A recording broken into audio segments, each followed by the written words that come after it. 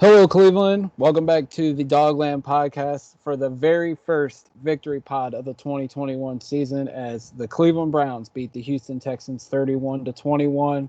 I am your host, Jax McCurry, and joining me, as always, is my co-host, Anthony Jokey, who was a part of the loud crowd at First Energy Stadium this afternoon. Anthony, how are you, man? I'm doing well. My voice, not so much. It feels very rough, but I'll tell you what, every second of it was absolutely worth it. It was great to be back in that stadium. It was absolutely electric in there for the entire game, and to get the W, it was a great day, a very great day. Absolutely, and I just want to say first of all, thank you to you and the 70,000 plus in First Energy Stadium who followed Coach Stefanski's orders to come out full throated. Yeah, the crowd was loud and it was into it right from the start, and uh, they brought it all 60 minutes, and the football team did as well. So we'll definitely get into that. Talk about the win, but Anthony, I mean, let's talk about the crowd. Like, what was the atmosphere like at First Energy Stadium for the first game in full capacity in 2 years? Yeah, it was electric. I mean, I honestly think that's the best way to describe it. Those third downs were very loud, especially the one where they were backed up against the west end zone there, and they ended up getting the interception. I think that was the loudest it was all game. Um, but I think Chubb's touchdown was a close second after that. But it got a little bit nervous there for a while. I'm not gonna lie. It got quiet, and you could feel the sense of nervousness as Houston really battled in this game and kept things close. But um, you know the thankfully we were able to pull out the victory, and definitely sending the crowd home happy. Um, Hang On Sloopy was pretty loud. Jump Around was pretty loud when they played it. So it was a great atmosphere, and I'm very happy that we have these full stadiums again, and hopefully we're able to maintain those for the entire season, because the home field advantage I think really benefited the Browns today. Um, with such a great atmosphere that they had, everybody listening to Stefanski and his orders, and hopefully we can maintain that for all year, and hopefully host some home playoff games with that advantage too. Without a question, yeah, you hit the nail on the head on every aspect of that. Hopefully, we keep full capacity stadiums. I think we will, just because I think we're getting to a point where you see it across the league. A lot of stadiums are requesting vaccinations or negative COVID tests. You're starting to see more and more teams. So I think they're to keep that home field advantage. I think you're going to see changes. We're not going to even discuss that because that could be a full episode. But let's get to the game. Obviously, we start off every post game. We talk about Baker Mayfield. Obviously, he's the quarterback. He's the franchise quarterback for this team. Another precise, pinpoint, accurate game by Baker Mayfield. 19 to 21 for 213 yards, had one passing touchdown, one rushing touchdown, and he had an interception, which you can't even put on him. Anthony Schwartz slowed up on his route. It was a rookie mistake. I'm sure he'll, get the talking to and when they watch film tomorrow. But man, Baker was flawless today, albeit with a hurt shoulder that he got trying to make a tackle on the interception he threw. But I mean, Baker came back in after that interception, Anthony, and I'm pretty sure he did not throw an incomplete pass after the interception. So Baker, I think it's 81.9% completion percentage through 2 games. Another flawless game. I mean, you could talk about the interception, but that really wasn't on him. But Baker is come out of the gates firing, and he is looking pretty damn good as the Browns quarterback. Yeah, I had to find a replay of the interception because I uh, didn't notice that the route was stopped right away. But yeah, that's definitely not all on him. But you were right there about the incompletions. He didn't have one um, when he since after he came back from the locker room after getting his shoulder checked out. They had the thing on the scoreboard, and his last 10 completions were all green, so he completed all those. He did a great job of managing the game. He made some very tough throws. That one on that second drive to Harrison Bryant in between two defenders was a great throw. He's been very accurate this season, and they he's definitely not like an average quarterback. To go out there and throw about 82% completion through the first 2 weeks against Kansas City and then this week against Houston, he's doing everything he needs to do to lead this team to victory, and he did such a great job again today, getting a lot of people involved. I think after Landry went out, the game plan was to get the tight ends involved, and they did a great job of getting Hooper and Harrison Bryant involved for most of the day. And then I really enjoyed the flea flicker screen that they called. Usually you see those as deep passes, but running that as a screenplay was a great play design, and they sold it very well. Obviously, he got a lot of help on his touchdown pass to Felton there. That was just an incredible catch, and then what he did after the catch was absolutely sent the stadium into a frenzy. So very accurate. He did a great job today after coming back from the interception there and then coming back from the locker room, and there's really nothing more you could have asked from him today. Yeah, I mean, he is so locked in, and he talked about it. How he puts in the work day in and day out when he goes to the facility, when he's on the practice field, and he said he does it for games like for Sundays, and that just shows you what kind of man, what kind of leader Baker Mayfield is as the Browns quarterback. My only gripe, Anthony, and this goes back to when he got injured. He does go all out, and I have no problem with him doing that, but if you are the franchise quarterback and you are working to get that big contract extension from the Browns, he needs to start taking care of himself more on the field. When he's running the ball, he goes for the extra yardage. He tries to and fights to get out of bounds.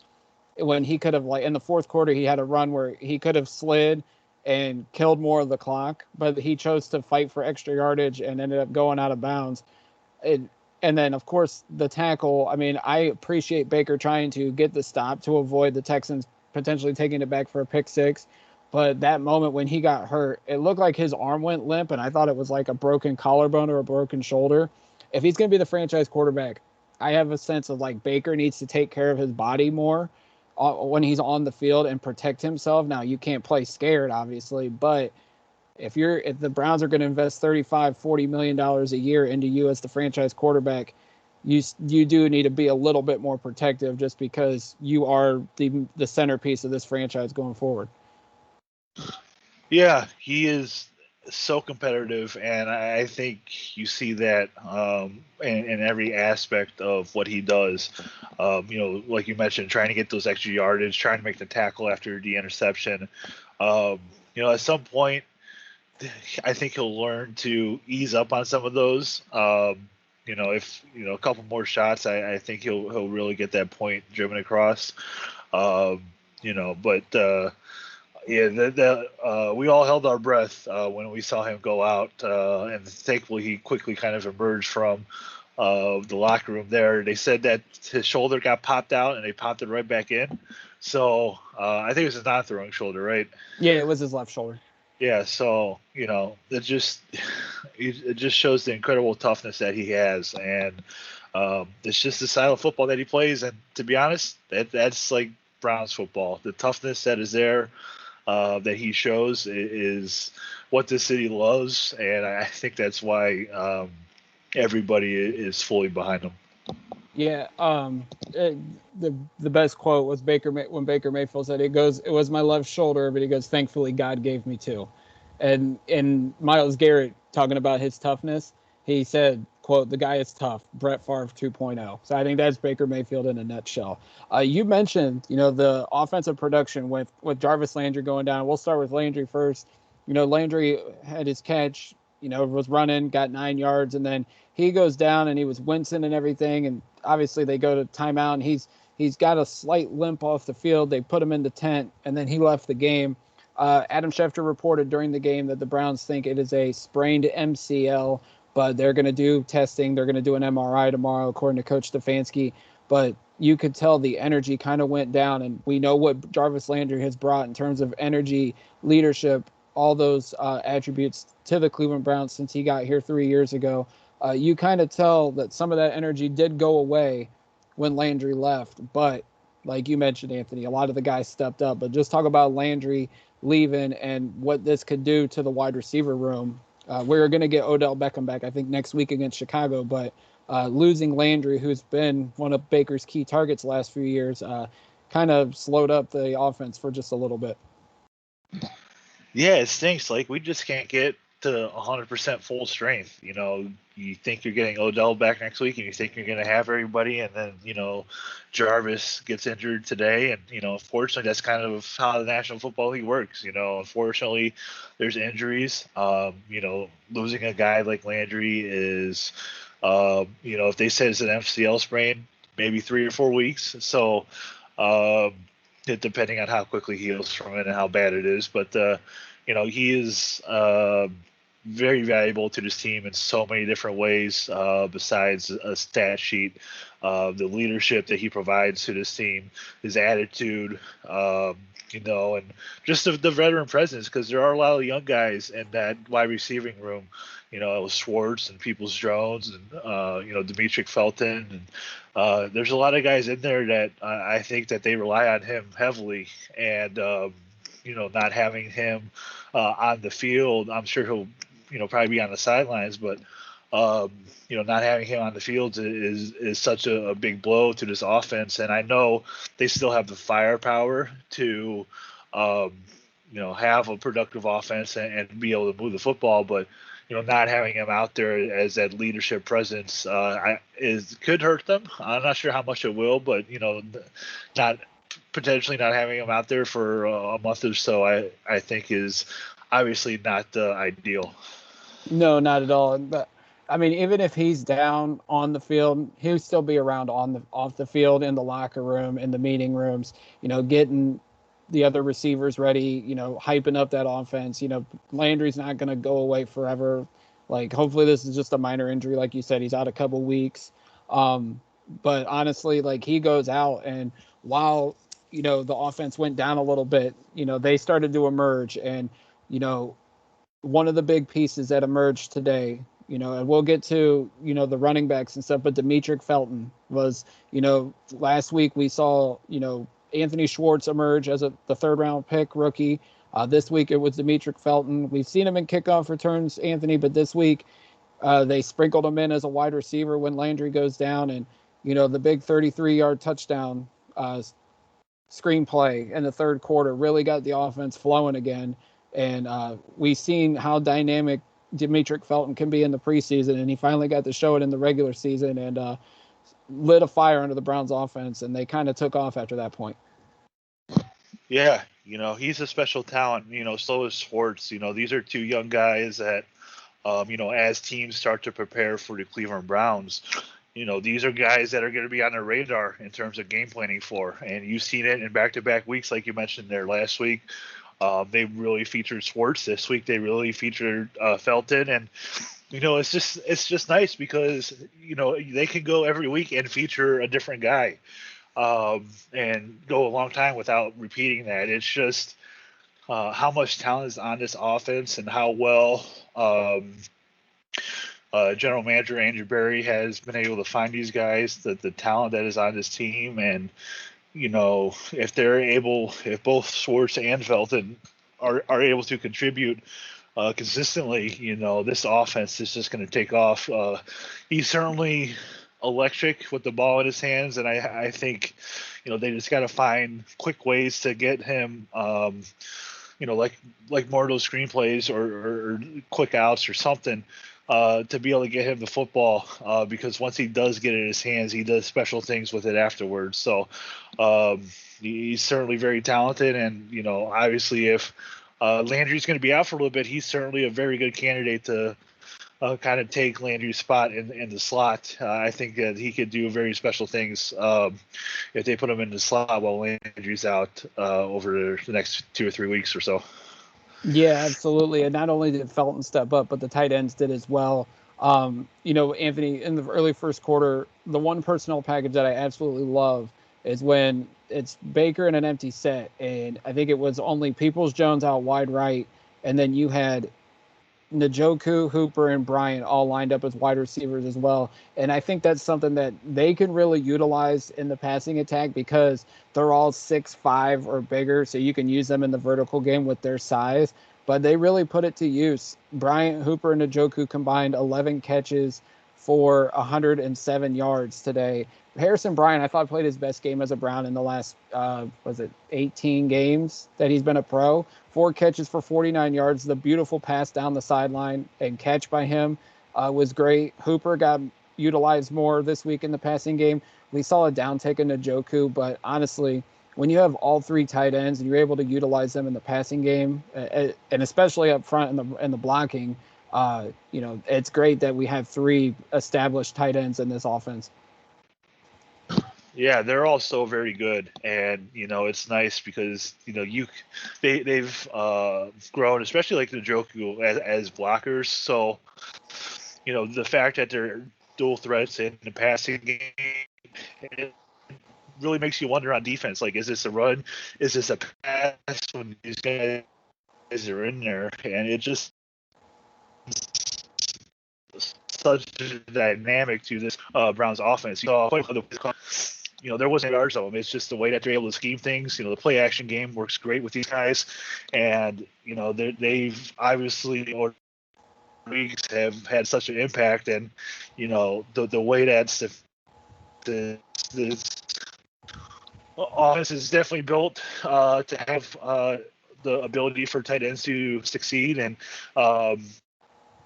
they've certainly done so over these first couple of weeks. Yeah, without question. And, to recap, talking about the offense, I'd be remiss if we did not talk about our 2 dynamic running backs, Nick Chubb and Kareem Hunt.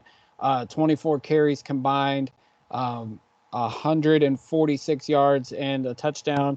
But Nick Chubb led the way. In our Dogland group chat on Twitter, I said, they were talking about why doesn't Chubb get the ball more? And I said, he's our closer. He's our Mariano Rivera. And in the fourth quarter, Nick Chubb really took off, and he ended up with 11 carries for 95 yards, average 8.6 yards per carry. I don't know his fourth quarter numbers yet. I'll have to go back and look, but he really is our closer, and he doesn't need to get the ball 20 to 25 times like some of these other running backs, Anthony, because we have Kareem Hunt. But when it gets down late in the game, you give the ball to 24 or even 27, and they close things out for us when we have a lead. And it's a great thing to have, especially, and I'm sure Baker Mayfield appreciates it the most. Yeah. These 2 guys are really special, and the way that they distribute the carries, I think it was 11 for Chubb, 13 for Hunt. You gave the perfect analogy for Nick Chubb. He is Mariano Rivera. The way that he's able in the fourth quarter, after defenses are worn down, to gash them. He wasn't touched on that touchdown run that he had of 26 yards. So when you're able to do that at the end of the game, it's very special. And obviously he is a very special running back. Kareem Hunt is too. These 2 guys complement each other so well, and they don't really complain or anything. They just feed off of each other and are such a great duo together. And you add in a guy like Demetric Felton for a little bit different change of pace because he's able to kind of do that as well. These guys are very special, and the running attack that the Browns have is certainly going to take them a long ways towards their aspirations this year. Yeah, and I think the best thing about these about Chubb and Hunt is that they're not like selfish about getting the ball more. They're like genuinely care. They don't care about who gets the ball. All they care about is winning. And I think that's the greatest thing is when you have 2 great running backs like these guys, you would think one of them would have an ego and demand the ball more. But at the end of the day, like, these two don't care as long as they're helping the Cleveland Browns win. And I think that's the best part about having such two top running backs like these two in our backfield is that they're not selfish about getting the ball. They just want what's best for the team. Yeah, absolutely. I think that's the best thing about it is they're so they're so unselfish that they work really well together. Yeah, without question. Anthony, now we get to the difficult part of the show, which it was last week and it's this week. It's the defense. But first of all, credit where credit's due to the Houston Texans, especially in the first half. Tyrod Taylor looked probably the best I've seen him as an NFL quarterback. He went 10 of 11 for 125 yards. He had one passing touchdown, one rushing touchdown. He ended up leaving the game with a hamstring, but their offense looked really good in the first half. In the second half, towards the end of the game, Davis Mills led them on another touchdown drive. But I mean, this defense, we were so hyped about it coming into the season. All the new pieces. There's so much talent on that side of the ball, and there was some positives today that we'll get to. But Anthony, is it fair that now questions really need to start being answered? Stronger questions need to be answered towards Joe Woods because we are now 20 games into him being the defensive coordinator of the Browns, and it doesn't seem like even with all the new talent that things aren't getting better, and there really needs to be questions about how he's scheming this defense and utilizing the talent on the field. This is tough because there are so many new guys defensively this year. I don't know how much of last year you could really put into grading Joe Woods, but there are things that you look at that really make you scratch your head. Like, why are they playing off coverage on the goal line? That one touchdown was such an easy one on that slant route, on that rub route that they had. I don't know if that happens if those guys are up on the line of scrimmage. To play a little bit of press out there in that such a short yard situation. Giving them a cushion like that, I don't think is a good idea. And those are the kinds of things that make you scratch your head. But I don't know how much you can really grade. You can just hope to see improvement. And I think from last week to this week, you saw some, not a whole lot to really make you think that this is going to come together right away. But I think you saw some improvement. Obviously having Grant Delpit out there was very helpful. Obviously having Ronnie Harrison out there all game was very helpful. I think it's going to take time, and I think he deserves to have the time to put all this together with all this talent that is on that defensive side. The thing that does bother me some is the pass rush. They're so close to getting there on a consistent basis. They're just not. And I feel like when they've committed so much resource to the pass rush, especially in Miles and Clowney, I think they need to get there more often. And I just don't think through these first couple games that they've been as disruptive as they can be yet. I thought they were disruptive against Kansas City. I didn't think there was enough pressure generated this week because, there was a couple times Clowney was in the backfield. Miles had a tough time against Laramie Tunsil, which, maybe I underestimate Laramie Tunsil's play, but I just thought, I didn't think there was enough pressure generated this week. And, then it shows, the coverage was off. And you were right, they were playing a lot of off coverage today. Like Denzel Ward, people were like, man, he was getting torched on that first drive. No, it was because they were giving the receivers such a cushion against him. It was kind of ridiculous. But, the pressure, I think, was the biggest thing because, Tyrod Taylor, back when he played Buffalo, when he first played with when he played with Cleveland, he would hold on to the ball and, force sacks. This week, it was like no pressure was being generated, and Tyrod ended up getting the ball out much quicker. And maybe David Culley and the offensive coordinator for the Texans put together a good game plan to get him out quicker. But I just didn't think the pressure was all there this week compared to last week against Kansas City. Yeah, I didn't think there was too, and you talk about the coverage. There was at one point in the second half, Mills missed the wide open guy that would have gone for a touchdown. I think it was Cooks. It was John Johnson that got beat. I'm not sure who else it was, but that guy, I think it was Cooks. He really beat the coverage. He beat Johnson and whoever else it was.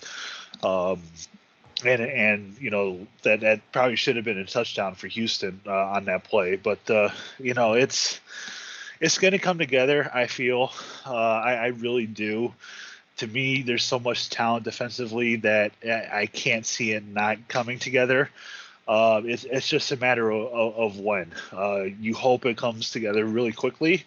As the coverage improves, I think the pass rush will improve, and vice versa. We talk about complementary football so much, and I think that once you see the coverage improve, I think you'll start to see Miles and Clowney get home a little bit more often. So it's coming. You saw the one blitz from Delpit today that he nearly split Mills in half with how he hit him, and that ball came loose. Delpit certainly made an impact for his first game, and I think he's going to continue to do that as long as he can stay healthy, and it's only going to help this defense even more for them to do what they want to do. Yeah, we were going to go there, right? We were going to actually go to Delpit right next, but yeah, I mean, finally we got to see Grant Delpit after a year plus of being on the sidelines. He made his NFL debut today, and he's definitely made an impact. Not just that big sack and forced fumble on Davis Mills late in the game, but Anthony, he was all over the field today. Ended up with 5 tackles, 3 solos. He had the sack, obviously, but Delpit was all over that field. His speed, I think, was the biggest takeaway for me, just to see how he can cover, going from one side of the field to the other to go make a play. I mean, I was very impressed with Delpit, like you. The injuries, if he can stay healthy, you got to feel really good about the back end of the defense with him, Denzel Ward, Greg Newsome, John Johnson III, all those guys back there. If Delpit can stay healthy, maybe we will finally start seeing these dime looks. I'm anxious to see Jake Burns' breakdown of the defense this week. I didn't really could tell, watching the games, how fast it goes, if they played any dime, but having 3 good safeties, if they all stay out on the field, maybe Joe Woods will finally get to utilize the defense the way he's wanted to since he got here a year and a half ago. Yeah, and continuing to incorporate JOK too. I think as I was watching today, there was a very noticeable difference with 22 out there on the field, just flying around, and it was really great to see. He really made an impact today, and I'm confident that health is obviously the biggest thing. As long as he can stay healthy, I think that he could continue to do a very good job defensively and do lots of different things, because you saw it in coverage. You saw him on the blitz. I think there's certainly many different aspects of his game that Joe Woods can tap into to really utilize him well, kind of like how JOK, they have a couple Swiss Army knives on the defense with those 2 guys, and I think that there's so many different things that you can do schematically with those 2, and they've only scratched the surface of it, and as this defense gets better, you're going to really see I think these 2 really contribute a lot more. Yeah, without question, man. I'm glad you brought up JOK, because I think it was the first or second kickoff that the Browns did. Having him on kickoff coverage is ridiculous, because he flies down there. Him and AJ Green manhandled Andre Roberts on one of the kickoffs, and just having his speed to utilize is phenomenal. And just since we're talking about linebackers, I thought Malcolm Smith stepping into Anthony Walker's role as the leader of the defense today, I thought he had a great game. 8 tackles and an interception. I'm going to say it, I thought Mac Wilson made a couple good plays today. I thought the linebackers stepped up and played well. Sione Takitaki had the fumble recovery on the botched punt by Andre Roberts. He made a couple nice tackles as well. So the linebackers, I think, also stepped up today with Walker going down earlier this week. Yeah, you're right there. I noticed that they were flying around a little bit more freely today. Um, I think when you don't have, a Travis Kelce that you have to account for on the other side, I think that really frees up those linebackers. Um, and to be honest, it was very noticeable. I think the speed difference today, as opposed to last week, everybody seemed to be gunning for the football, and it's just that in a few situations, the Houston Texans called really good plays, like that screenplay to Philip Lindsay for the touchdown. There was nobody within like 15 yards of him. Right. I could certainly see Stefan that one because that thing was a thing of beauty. He had two linemen in front of him and nobody within like 15 yards. So, um, there was really good play calling on the other side to put those guys in positions to win today. And, I thought the defense did what they could, and they did enough. 21 points, I think, is about average what you're going to give up today in the NFL. So I think holding it to that is a really good day. Yeah, I mean, the second half they had to play against Davis Mills, a mid-round pick who had got put into the game because Tyrod left with a hamstring injury. But, they buckled down in the second half, only gave up a touchdown, which is, the key thing. They just got to get off the field on third downs. I think that's the biggest thing. This is reminiscent of, defensive coordinators of the past, Jim O'Neill, Ray Horton. I mean, Greg Williams. Third down, like the Browns need to get off the field, and they've given up a lot of third downs. I seen like midway through the game today, Jake Burns put a stat. I think it was again between Kansas City and Houston, they were like 13 of 18 or 14 of 18 on third downs against the Browns defense, and it got worse as the game went on. So that's the biggest thing. Third down is supposed to be the money down. Joe Woods needs to start scheming up things to generate more pressure, force these opposing quarterbacks into bad throws, or they're just going to continue to pick apart our defense. And the noise for Joe Woods to get replaced is going to only get louder and louder as the season goes along. Yeah, and I think, as they incorporate JOK and Delpit more, I think you're going to see those two guys come on a lot more pressures like Delpit did to cause that fumble there in the fourth quarter. Yeah, absolutely. Anthony, looking ahead really quickly towards next week, the Browns are going to play the Bears.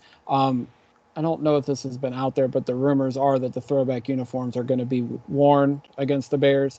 Only time will tell to see if those rumors are true. They had an injury this week at quarterback. Andy Dalton went down early in the game, and Justin Fields made his official debut as the starting quarterback. I would have to think, depending on how Dalton's MRI goes, that Fields will be the starter. Fields went 6 of 13 for 60 yards and an interception, and also had 31 yards on the ground. Anthony, this will be the third straight week potentially that the Browns are facing a mobile quarterback in Justin Fields, who could be making his first career start. You would have to think, Joe Woods is going to have to look back at, some of this tape that he's done against Tyrod and even Mahomes to a degree, and go back and watch, Baltimore tape to try to figure out a way to stop these mobile quarterbacks, because Justin Fields can run, and we see what he did at Ohio State, and he can definitely cause some damage against this defense with his legs. Yeah, and the reality of the schedule is they faced quite a few mobile quarterbacks. They faced Mahomes last week. They faced Tyrod Taylor this week. He did get hurt. Fields next week. Herbert somewhat mobile. Then you have Arizona. Kyler Murray can run all over the football field. Joe Burrow, Lamar Jackson. They face quite a few mobile guys this year. So they have to be really disciplined defensively when you're facing these types of quarterbacks. I think if you're going to make Justin Fields struggle next week, I think you need to bring a lot of pressure against him. So I hope that hopefully that's the game plan going into next Sunday, and a lot of pressure should cause some issues, and they just have to stay very disciplined against a guy like a mobile quarterback like Justin Fields next week. Yeah, absolutely. And we'll talk about the Bears more later this week. We have a guest coming on to discuss the Bears, a Chicago native, someone familiar to the Browns podcast. community. So look forward to that episode for sure. But as we close things out, Anthony, as tradition, when the Browns win, we put up a poll on the Dogland Twitter account to decide who the mayor of Dogland is for the Browns for the victory. We put 4 choices up. Nick Chubb, Demetric Felton, Grant Delpit, and Malcolm Smith were our 4 choices. Anthony, who did you pick in the poll? I picked Delpit.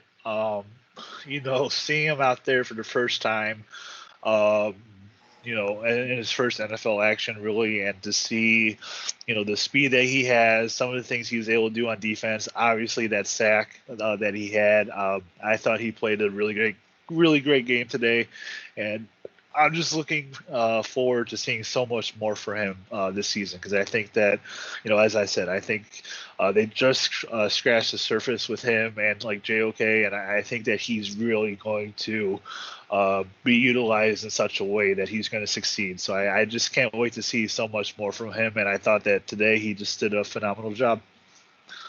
Yeah, I would agree, but I went with Demetric Felton just because, the hype surrounding him in training camp and preseason.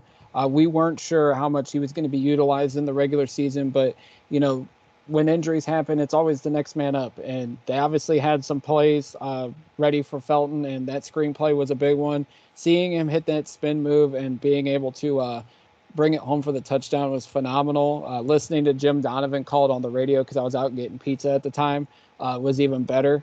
And then my buddy, who was at the stadium, texts me and he goes, Reggie Bush Jr. And I know a lot of people were comparing him to Felton to Eric Metcalf because of his versatility, but I could see a little Reggie Bush in his game as well. So I voted for Felton, but right now, Anthony, we've had 132 votes on the poll, and this is up until Monday afternoon, but Nick Chubb is leading it with 47% right now.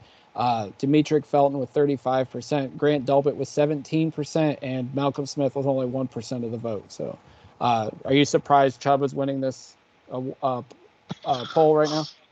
No, not at all. And with the way that fans were chanting Chubb throughout the game, I'm not sure how much of that came on television, but you can clearly tell that he is obviously a favorite of so many, and to have almost 100 yards today, that long touchdown run to seal it, to close it, a la Mariano Rivera, I see no argument against why he was picked. To be honest, I would have much rather heard the crowd chant Chubb than listen to Adam Archuleta and Greg Gumbel today. That was some of the worst announcing for football I've heard in a long time. I'll have to go back and listen to it, because I've seen quite a few comments on it. Yeah, I mean, first of all, they said Christian Kirksey still played for the Browns. There was the whole thing. They were wondering where Tyrod Taylor went when he wasn't even on the sidelines after halftime. There was just a lot of things that they missed on. Like I said in our group chat, Greg Gumbel's lost his step, and Adam Archuleta, he sounded clueless. But like Alex Hale said, he goes, it could be after effects from his playing career. So, were they actually there? Because are they actually in the same? Because I think are some crews still kind of remote doing games? I think everybody's back to being in the stadiums. Okay, they're kind of distanced in the booth, but I think everybody's back announcing from the stadiums. Gotcha. Hey, speaking of training camp hype, can I ask you a question really quick? Yeah, go ahead. Are we a little bit concerned about Peoples-Jones after his first couple of weeks? Because, he only had one target today for 14 yards. He lost the fumble.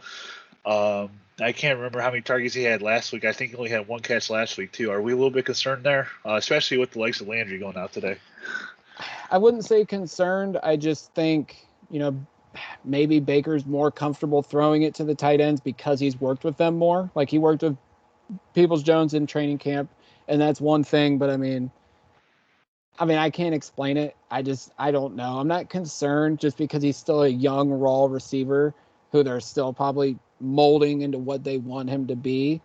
But maybe the training camp hype was overhyped. Maybe all we saw was flashes, and that was just it. I mean, who knows? 1 week we saw Schwartz. This week we saw Felton. Maybe next week against Chicago is the Donovan Peoples-Jones game, and he comes out and has 5 catches, 110 yards or something. I mean, Odell Beckham being out there is going to get guys open, and maybe this is where Donovan Peoples-Jones emerges.